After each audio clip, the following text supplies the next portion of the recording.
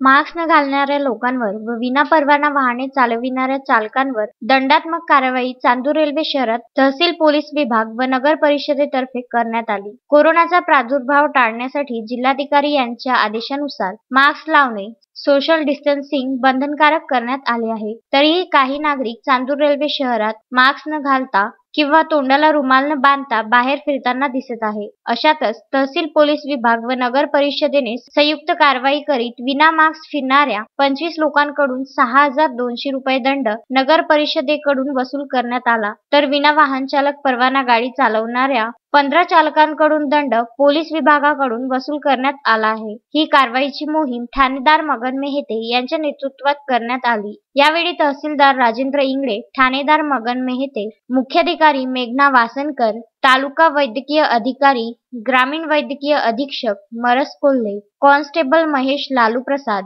Constable Gajanan Thackeray, वाहतूक police कर्मचारी अमर काळे, शिवाजी भोगे, नगर परिषद कर्मचारी आशिष कुकडकर, नितीन इमले, राहुल इमले, विजय रताळे, चंद्रकांत गिरी, बंडू वानखडे, संजय करसे आदी कर्मचारी कारवाई दरम्यान सहभागी झाले होते। या शहरामध्ये कोविड पॉझिटिव्हचे रुग्ण वाढलेले आहेत, तरी मी जनतेला विनंती करतो की सर्वांनी मास्क बांधून फिरावे आणि सोशल डिस्टन्सचे पालन करावे आणि आमच्या ज्या काही शासनाच्या गाईडलाईन आहेत त्या गाईडलाईननुसार आपण काम करून आम्हाला सहकार्य करावे व तसेच ज्यांना ताप सर्दी खोकला असेल त्या लोकांनी CCला येऊन सर्वांनी आपल्या कोरोना टेस्ट करण्यात यावी अशी सर्वांना मी विनंती करतो। Bandu Athawale, Vidarbha news, Chandur railway.